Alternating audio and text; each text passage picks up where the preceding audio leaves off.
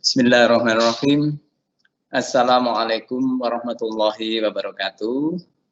Anak-anak sekalian, saya ucapkan selamat pagi dan mudah-mudahan selalu sehat semuanya. Tidak ada yang sakit dan semuanya mendapatkan ilmu yang bermanfaat.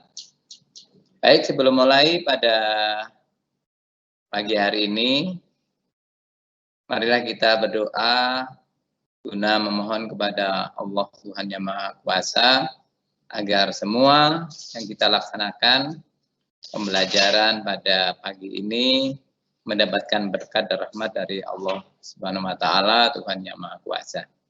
Berdoa dimulai.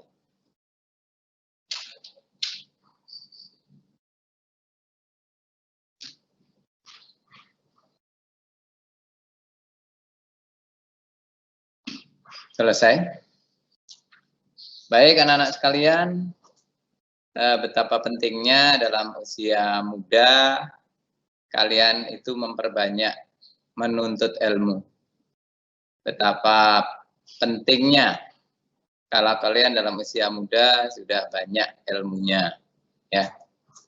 Nah, pada pagi ini Pak Sugi menyampaikan pendidikan Pancasila dan kewarganegaraan ini adalah guna pengetahuan kita, pengalaman kita tentang kenegaraan dengan pemerintahan negara. Sehingga banyak pengetahuan kita yang harus kita miliki dalam kehidupan bermasyarakat, berbangsa, dan bernegara.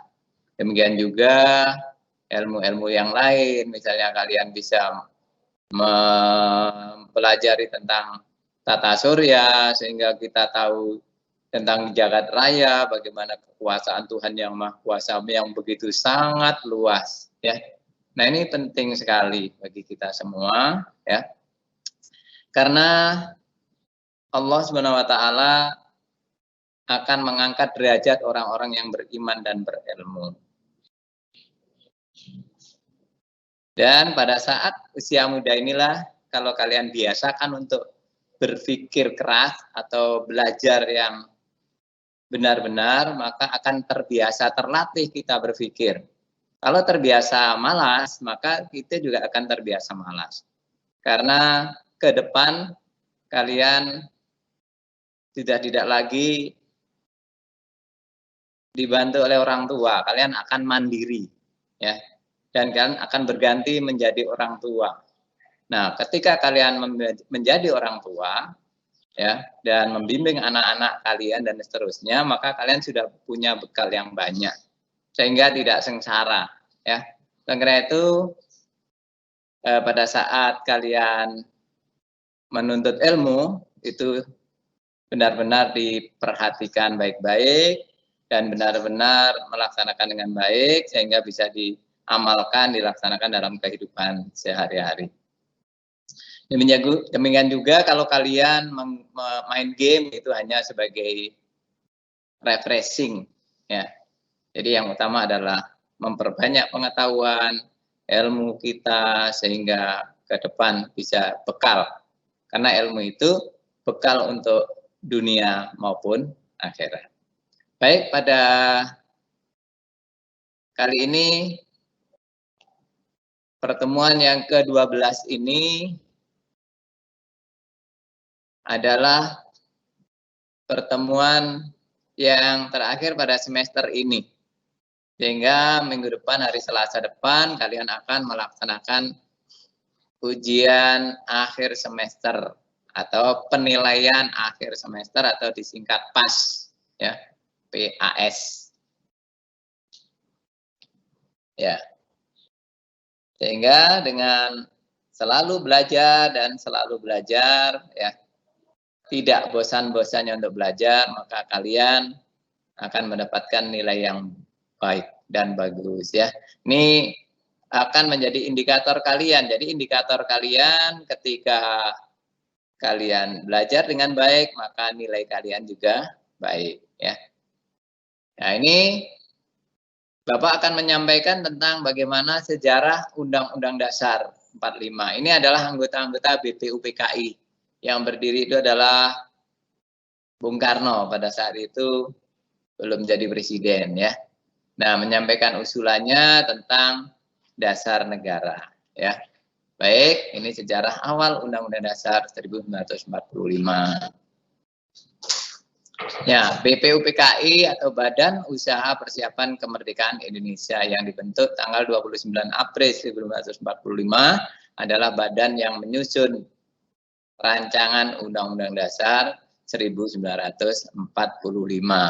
Pada masa sidang pertama yang berlangsung dari tanggal 28 Mei hingga 1 Juni, nah di sini diantaranya yang terakhir tanggal 1 Juni itu Insinyur Soekarno menyampaikan gagasan tentang dasar negara yang diberi nama Pancasila.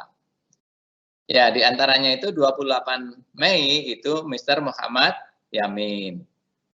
Ya, kemudian tanggal 31 Mei itu Mr. Supomo. Dan 1 Juni Insinyur Soekarno. Dan beliau mengusulkan diberi nama Pancasila. Dan akhirnya disepakati semuanya.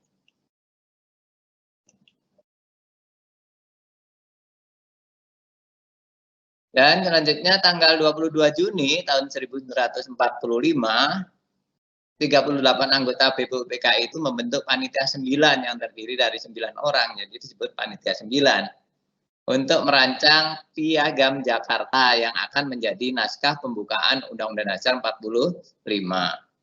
Setelah dihilangkannya anak kalimat dengan kewajiban menjalankan syariat Islam bagi pemeluk-pemeluknya, yang diganti dengan ketuhanan yang Maha Esa, ya, ketuhanan dengan kewajiban menjalankan syariat Islam bagi pemeluk-pemeluknya diganti ketuhanan yang Maha Esa.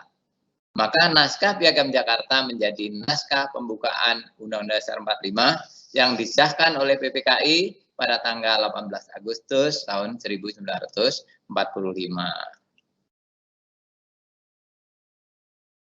Pengesahan itu dikukuhkan oleh Komite Nasional Indonesia Pusat atau KNIP yang bersidang pada tanggal 29 Agustus tahun 1945.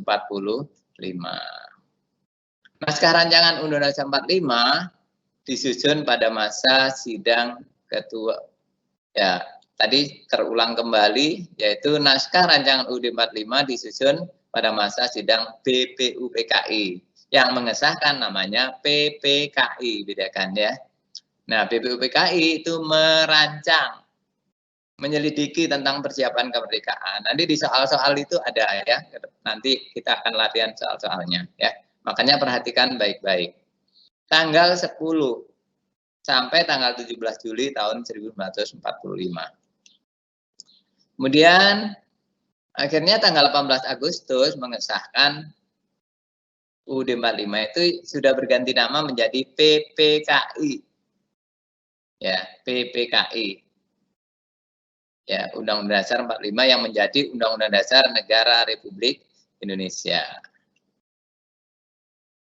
Ya, ini periode berlakunya Undang-Undang Dasar 45. Tanggal 18 Agustus sampai 27 Desember itu banyak terjadi ya, mulai dari kedatangan pasukan Inggris ya, tanggal 10 November ya. Kemudian Belanda juga masuk membonceng kepada Inggris, akhirnya Belanda ingin menjajah Indonesia. Terjadilah pertempuran antara bangsa Indonesia dengan bangsa yang mau menjajah kembali, padahal bangsa Indonesia sudah merdeka. Ya, oleh karena itu, nah perjuangan itu patut kita sangat hargai. Oleh karena itu, setelah ini nanti kalian Bapak minta harus memiliki buku UUD 45 ya. Ini yang diperjuangkan oleh pejuang-pejuang kita pada waktu itu ya. Sehingga itulah yang dijadikan dasar untuk menata pemerintahan negara Republik Indonesia. Nah, ini pada masa ini 18 Agustus sampai 27 Desember 49 itu kejadiannya ya pemerintahan belum stabil seperti pada saat sekarang ya. periode berlakunya UUD 45 ya, dalam kurun waktu itu tidak dapat dilaksanakan dengan sepenuhnya karena Indonesia sedang disibukkan dengan perjuangan mempertahankan kemerdekaan ya, karena ada maklumat Wakil Presiden nomor X, bukan nomor 10 ya, itu nomor X beda dengan nomor 10 ya, namanya nomor X tanggal 16 Oktober tahun 1945 ya, memutuskan bahwa kekuasaan legislatif diserahkan kepada KNIP, Komite Nasional Indonesia Pusat, karena MPR dan DPR belum dibentuk, belum sempat bentuk, negaranya kacau masih ya. Kemudian tanggal 14 Oktober tahun 45 dibentuk kabinet semi presidensil atau semi parlementer. Ya, jadi ada perdana menterinya, ada presiden, ada perdana menteri. Ya, ini sistemnya. Kemudian berlaku berikutnya, nah, setelah kita mengikuti konferensi meja bundar, akhirnya Indonesia kembali diakui oleh negara Belanda, padahal sebelumnya juga negara-negara lain yang di Belanda baru mengakui itu. Negara lain seperti Mesir, ya, Thailand, India, Pakistan, dan seterusnya, itu sudah mengakui berdirinya negara Indonesia sejak 17 Agustus 45. Karena Menteri Luar Negeri Haji Agus Salim sudah berkeliling ke seluruh dunia, ya, ke Timur Tengah, ya, tanggal 10 Januari itu diakui sampai di Mesir dan seterusnya ya. Nah ini tanggal 27 Desember Belanda baru mengakui melalui konferensi meja bundar. Persetujuan ini menjadikan negara Indonesia Republik Indonesia Serikat. Memang Belanda sengaja memecah belah supaya dengan politik divide et impera negara Indonesia bisa dipecah belah lagi, bisa diadu domba lagi, maksudnya begitu. Tapi negara Indonesia sudah punya Pancasila, Persatuan Indonesia, ya, jadi tetap bersatu. Akhirnya apa? Kenapa kok berlakunya sebentar saja? Ini Desember 49 sampai Agustus 50. Jadi berlakunya cuma sekitar 8 bulan, nah 9, ya, akhir Desember sampai 17. Jadi sekitar 8 bulan, ya. Maka akan kembali ke negara kesatuan Republik Indonesia, ya. Jadi bentuknya parlementer. Nah ini. Kemudian akhirnya tahun 50 negara Indonesia menjadi negara kesatuan Republik Indonesia. Tadinya federasi ya. Nah, oke. Kita lanjutkan periode UUDS 50. Nah, setelah 17 Agustus tahun 50, periode Undang-Undang Dasar sementara tahun 50, tapi negara kita sudah negara kesatuan Republik Indonesia, nggak serikat lagi ya. Kemudian periode UUDS ini dilakukan sistem demokrasi parlementer yang sering disebut demokrasi liberal. Periode ini kabinet selalu silih berganti, akibatnya pembangunan tidak berjalan lancar, masing-masing partai lebih memperhatikan kepentingan partai atau golongannya masing-masing. Setelah negara Indonesia dengan UUDS 50, sistem demokrasi liberalnya yang dialami rakyat Indonesia selama hampir 9 tahun, rakyat Indonesia tidak pernah bisa membuat Undang-Undang Dasar sebagai pengganti Undang-Undang Dasar sementara 50 ya. Karena bertengkar terus ya. Nah, ada pemilu tahun 55 ya. Partai-partai itu selalu cekcok, jadi tidak bisa membuat Undang-Undang Dasar yang lebih baik dari Undang-Undang Dasar 50, sementara UUD 45 tidak berlaku, belum berlaku ya. Kemudian setelah itu dengan adanya hal seperti itu, akhirnya kembalilah ke UUD 45 melalui dekret Presiden tahun 1959 ya. Nah, Presiden mengumumkan, jadi kembali ke UUD 45 Kemudian badan konstituante, apa itu badan konstituasi? Konstituante itu berasal dari konstitusi, badan yang menyusun undang-undang dasar, menyusun konstitusi. Dalam hal ini konstitusi diartikan sebagai undang-undang dasar saja, padahal konstitusi dalam arti adalah konstitusi itu lebih luas. Konstitusi terdiri dari undang-undang dasar dan juga konvensi tertulis dan tidak tertulis. Sedangkan Undang-Undang Dasar 45 adalah yang tertulis. Itu nanti akan disampaikan di dalam soal-soalnya. Kemudian pada masa setelah berlakunya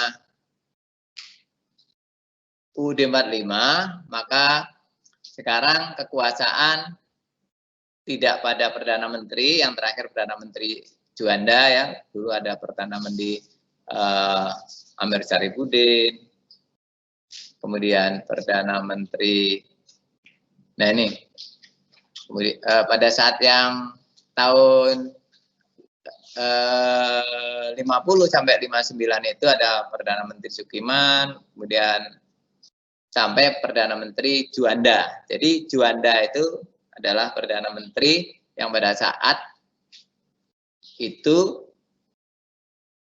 tahun 59 itu yang terakhir ya. Kemudian maka sekarang kembali ke UUD 45, maka sistemnya adalah presidensil, bukan lagi parlementer. Jadi presiden, kepala negaranya presiden, kepala pemerintahnya presiden ya. Namun di sini Bung Karno pada saat itu juga melakukan penyimpangan, yaitu mengangkat ketua dan wakil ketua MPR, DPR, dan MA, wakil ketua DPA menjadi menteri, MPRS, jadi diangkat juga, dibentuk lagi MPRS itu dan DPAS. Kemudian MPRS menetapkan presiden sebagai seumur hidup, yaitu ada kesalahannya di situ. Kemudian periode UUD 45 pada masa Orde Baru. Nah, Undang-Undang Dasar 45 pada masa Orde Baru. Nah, ini tahun 66 sampai tahun 98. Nah, disinilah UUD 45 dilaksanakan dengan murni dan konsekuen, ya, sesuai dengan yang ada. Ternyata ada pasal-pasal yang membuat Presiden Soeharto itu bisa lama. Kenapa? Pasal 7-nya, Presiden memegang jabatannya selama 5 tahun dan sesudahnya dapat dipilih kembali. Setelah direformasi, dirubah, di amandemen ya pada masa reformasi, maka Presiden memegang Presiden memegang dalam masa 5 tahun dan sesudahnya dapat dipilih kembali hanya 1 kali. Jadi pada saat ini jabatan presiden hanya bisa 2 kali. Jadi sekali jabatan yang pertama dan boleh dipilih lagi 1 kali, itu sudah maksimum. Jadi setelah itu nggak bisa lagi ya. Walaupun ada yang anggota DPR menginginkan ini diangkat lagi, nggak bisa ya, itu aturannya. Sehingga maksimum 10 tahun ya, 1 kali pemilihan 5 tahun. Pada saat di reformasi itu, awal reformasi itu, ya, menuntut Presiden Soeharto turun karena sudah 32 tahun menjabat sebagai presiden dan banyak KKN, korupsi, kolusi, dan nepotisme, sehingga terjadi demonstrasi besar-besaran yang menurunkan Presiden Soeharto, dan akhirnya diganti oleh wakil presiden yaitu B.J. Habibie, yaitu yang berada di gambar itu adalah Presiden Soeharto ya, berjabatan tangan dengan wakil presiden B.J. Habibie yang pada saat itu dilantik akan menjadi presiden ya. Masanya tidak lama ya, periode itu 21 Mei 98 sampai 19 Oktober 1999 ya. Jadi kurang lebih 1,5 tahun ya. Ini masa jabatan Pak Habibie. Masa ini disebut masa transisi, ya. Nah, ini gambar pada saat demonstrasi, ya, menduduki ini gedung-gedung DPR ini ya, DPR MPR sampai naik-naik ke atapnya ya. Nah ini. Kemudian telah terjadilah zaman reformasi sehingga periode perubahan UUD 45 atau di amandemen. Ya, kita lihat. Tujuan di amandemen adalah menyempurnakan aturan seperti tatanan negara, kedaulatan negara, hak asasi manusia yang belum dicantumkan secara luas, pembagian kekuasaan, eksistensi negara, demokrasi dan negara hukum, serta hal-hal yang lain yang sesuai dengan perkembangan aspirasi dan keutuhan bangsa. Perubahan UUD 45 dengan kesepakatan diantaranya adalah tidak mengubah pembukaan UUD 45. Kenapa tidak mengubah pembukaan UUD 45? Karena pembukaan itu merupakan pernyataan terperinci dari proklamasi. Jadi penjelasan dari proklamasi. Di dalamnya terdapat cita-cita luhur bangsa Indonesia. Ya, di dalamnya juga terdapat dasar negara Pancasila. Merubah pembukaan berarti sama dengan membubarkan negara yang diproklamirkan pada tanggal 17 Agustus. Karena itu tidak akan merubah dan tetap mempertahankan susunan negara ya, kesatuan NKRI, jadi Negara Kesatuan Republik Indonesia, dan mempertegas sistem pemerintahan presidensil, tidak ada lagi parlementer seperti yang lalu. Yaitu masa-masa dulu, makanya sebelum Orde Baru itu juga situasinya ya kacau seperti itu ya, mulai dari kedatangan Inggris, Belanda, kemudian ada konferensi Medan Bundar, kemudian bentuk tahun 50 sampai 59 itu parlementer ya. Kemudian tahun 59 sampai 66 itu juga ada ketidakstabilan pemerintahan, ada presiden seumur hidup dan seterusnya ya. Nah, selanjutnya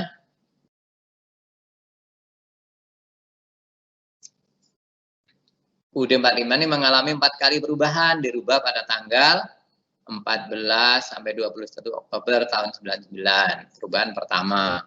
7 sampai 18 Agustus itu perubahan kedua tahun 2000 ya. Tahun 99 tahun 2000 ya. Kemudian tanggal 1 sampai 9 November tahun 2001 itu perubahan yang ketiga. Tanggal 1 sampai 11 Agustus tahun 2002 itu perubahan yang keempat.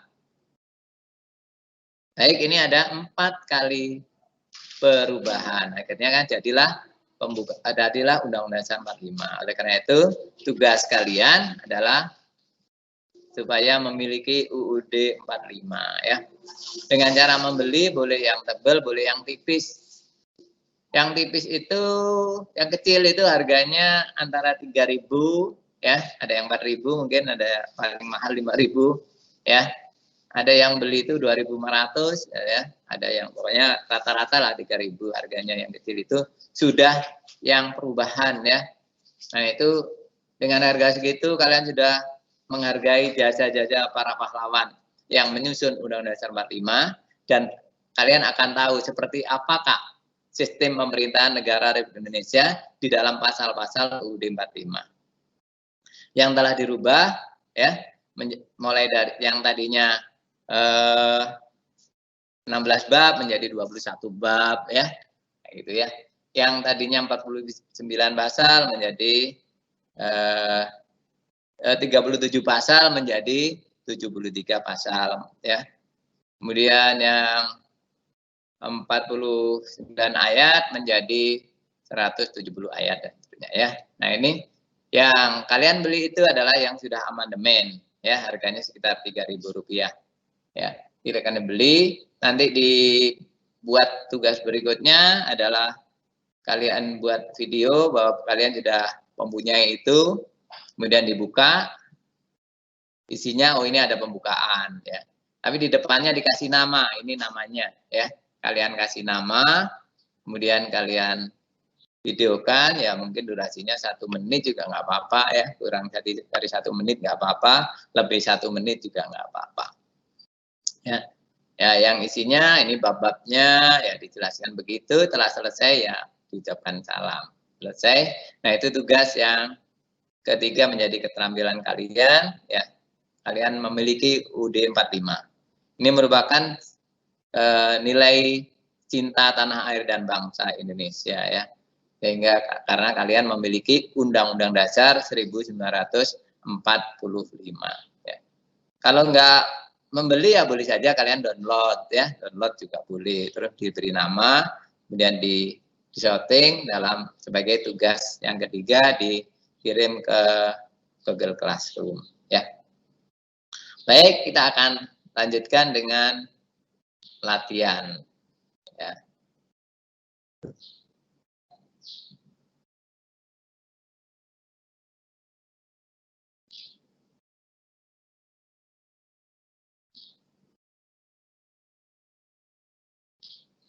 Ya, kita akan latihan. Oke. Ya, masih ada waktu sebentar. Mudah-mudahan waktunya cukup, yaitu sekitar 12 menit ya. Nah, kalian buka di halaman 55 ya. Yang ditanyakan adalah pasal 6 tentang materi muatan. Oh, materi muatan itu ada di halaman 56 ya. Nah, materi muatan di sini adalah keadilan. Nah, keadilan di materi muatan itu ada di bagian G. Setiap materi muatan peraturan perundangan mencerminkan keadilan. Setiap materi perundangan mencerminkan keadilan. Nah, berarti jawabannya adalah pada huruf C, keadilan. Ini keadilan ya, tidak sulit. Lanjut. Kalian buka tetap di halaman itu, halaman 56 ya. Nah, materi muatan lagi, yaitu mencerminkan pengayoman. Pengayoman itu pada bagian A. A di sana ya, A materi bahwa setiap materi muatan peraturan perundang-undangan harus berfungsi memberikan perlindungan. Berfungsi memberikan perlindungan. Berarti ini dan untuk menciptakan ketentraman. Ya. Kalau yang yang ini hak asasi, perlindungan dan penguatan hak asasi itu yang kedua, kemanusiaan ya. Kalau yang B ini untuk kemanusiaan, kalau yang ini untuk perlindungan yang A. Jadi jawabannya yang A. Oke, kita lanjutkan yang nomor 3. Dalam pasal 6 materi muatan, nah ini ada asas ketertiban dan kepastian hukum. Mana yang paling cocok ini ya? Mewujudkan ketertiban dalam masyarakat melalui jaminan kepastian hukum. Jawabannya ini ya, yang bagian D ya. Nah, ini diingat ya, dicatat ini. Lanjutnya ya ini kalau kalian baca lagi di halaman 56 buku paketnya ya. Oke. Lanjutnya adalah nomor ini ada pernyataan. Kalau pernyataan kita melihat apa maksudnya ya. Pembukaan UUD 45 tidak boleh dirubah oleh siapapun termasuk MPR hasil pemilu. Mengapa demikian? Pernyataan di atas yang tepat untuk dijadikan alasan adalah pada nomor tadi sudah Bapak sampaikan merupakan pernyataan terperinci dari proklamasi. Ini jawabannya ya. 1. Nah, ini yang 2 itu enggak sudah dipakai ya. Yang ketiga mengandung cita-cita luhur. Ya, 3 betul. Berasal dari Piagam Jakarta yang bukan. Terdapat dasar falsafah negara Pancasila, ya betul, berarti yang 5. Ini merubah pembukaan sama dengan membubarkan negara. Oh ya, 6, berarti ada 4 poin. 1, 3, 5, dan 6. Ya, kita lihat jawabannya. 1, 3, 5, 6. Berarti jawabannya B. Oke. Jadi jawabannya B. 1, 3, 5, 6. Diperhatikan ini ya. Oke. Lanjut. Nomor 5. dalam tata perubahan sesuai dengan pasal 37 UUD 45 untuk melakukan perubahan atau amandemen harus dihadiri sekurang-kurangnya. Dulu sudah pernah Bapak sampaikan, yang hadir sekurang-kurangnya, ini yang hadir ya, yang hadir sekurang-kurangnya 2/3. Yang hadir sekurang-kurangnya 2/3. Ya, yang usul sepertiga, ini yang usul ya, diusulkan sedikitnya sepertiga. Kemudian kalau yang hadir 2/3, kalau sudah 50% lebih 1 disetujui, maka akan dirubah. Kalau nggak nyampe, yang hadir aja nggak nyampe 2/3, ya maka UUD 45 tidak bisa dirubah. Jadi minimal. Ya. Jadi jawabannya adalah yang hadir, jawabannya di B. Oke, lanjut kita ke nomor 6. Ada pernyataan lagi ya, pertanyaannya. Dari pernyataan di atas yang merupakan sikap melaksanakan dan mempertahankan UUD 45 di lingkungan sekolah, terdapat pada nomor.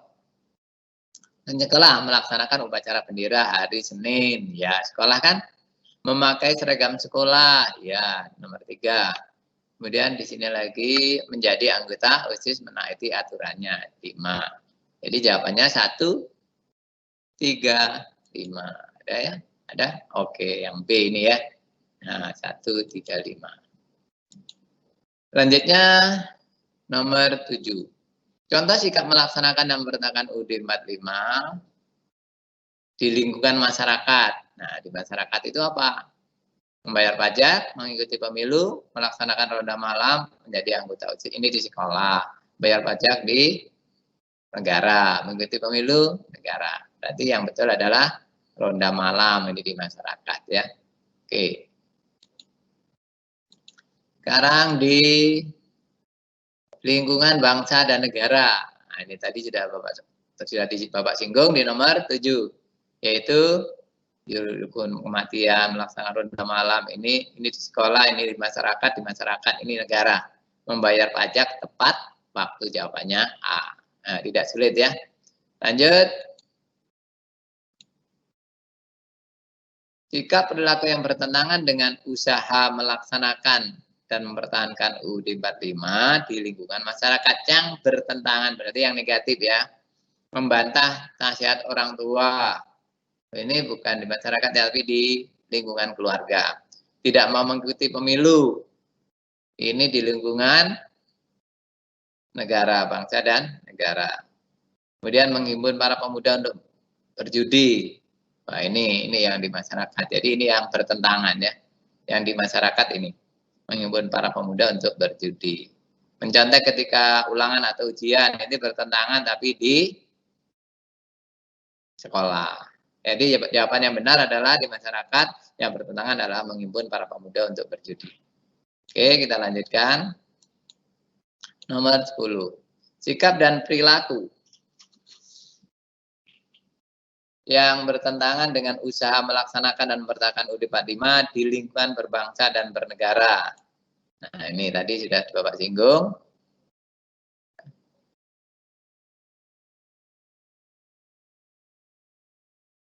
Yang positif ya, membantah nasihat orang tua, tidak mau mengikuti pemilihan umum, menghimpun para pemuda berjudi, melakukan demonstrasi dengan tertib. Yang mana ini yang bertentangan adalah yang tidak mau mengikuti pemilihan umum ya. Ya. Kalaupun itu merupakan hak, tapi ya kalau nggak mau ikut semua ya berarti nggak taat kepada negara. Oke. Selanjutnya di nomor berikutnya, peraturan perundangan yang dibuat oleh lembaga yang berwenang punya sifat mengikat dan memaksa. Contoh berikut penerapan peraturan perundangan yang benar, yang mengikat dan memaksa. Setiap siswa wajib mematuhi peraturan tata tertib sekolah. Setiap warga negara wajib memiliki rumah dan kendaraan. Setiap orang wajib memiliki kendaraan dan bermotor. Setiap anak diwajibkan belajar hingga perguruan tinggi. Mana yang benar? Ya, yang sifat mengikat adalah setiap siswa. Kalau ini hingga perguruan tinggi ini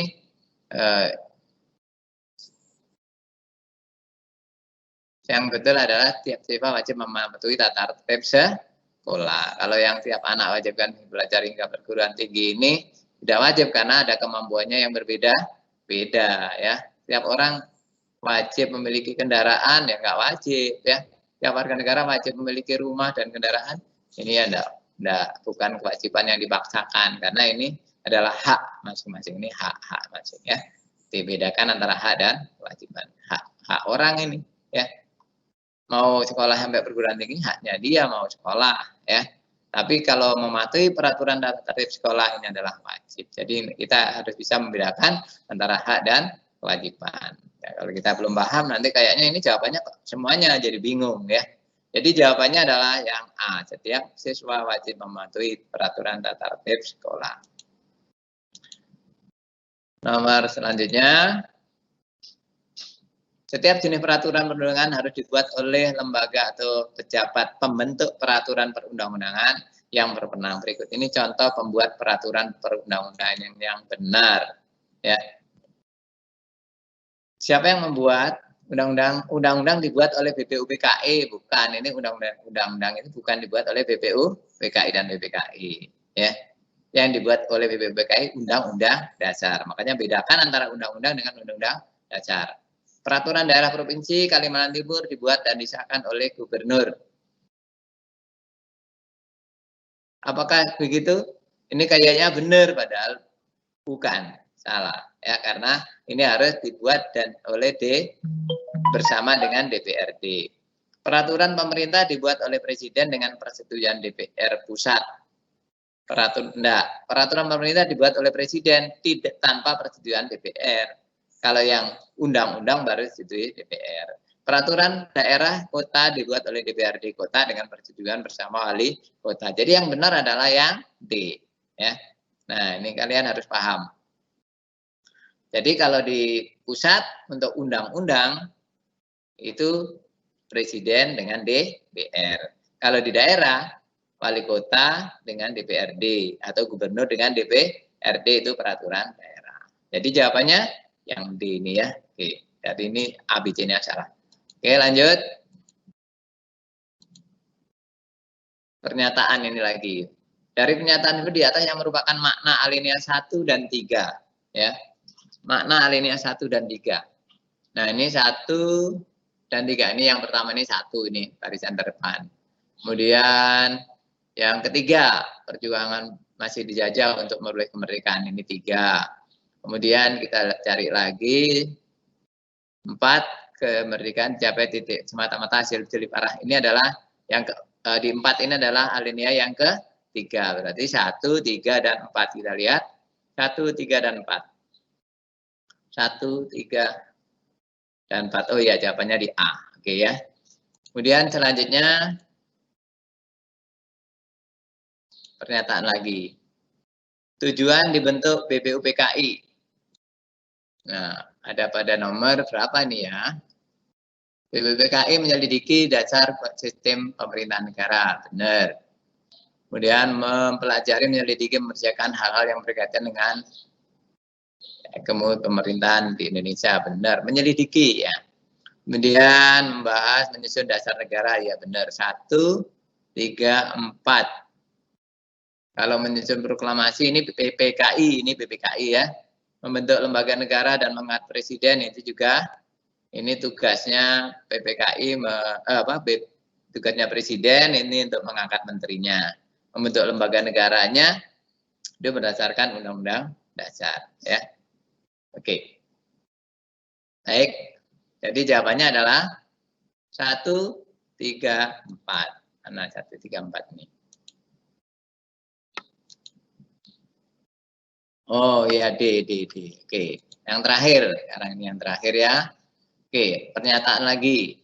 Dari pernyataan seperti atas yang merupakan nilai moral dalam perumusan dasar negara Pancasila terdapat pada nomor semangat persatuan dan kesatuan bangsa Indonesia. Ini nilai moralnya. Kemudian memperjuangkan hak asasi manusia, menyelamatkan kepentingan ini salah nomor 3 ya. Mengutamakan kepentingan umum. Jadi 1, 2, dan 4. Ya, mana yang 1, 2 dan 4? Ya, 1, 2 dan 4 adalah pada C. Ya, baik. Ya, semoga sukses mengikuti ujian akhir sekolah atau penilaian akhir sekolah yang dilaksanakan bersama-sama di Samarinda Smart Edu ya. Jadi kalian nanti akan melaksanakan itu. Usahakan sesuaikan dengan email kalian yang sudah ada, yang sudah sebelumnya itu jangan dirubah-rubah, jangan sampai daftar lagi ya. Jadi langsung login dan masuk ke SSI itu, nanti langsung diklik PAS ya, nanti kalian akan mengikuti ya. Semoga sukses semuanya dan kurang lebihnya mohon maaf. Ya, dan nanti kita akan jumpa pertemuan langsung, mudah-mudahannya berdoa semua, pertemuan langsung pada bulan Januari ya. Terima kasih. Wassalamualaikum warahmatullahi wabarakatuh. Selamat pagi dan selalu semangat pagi. Oke, terima kasih.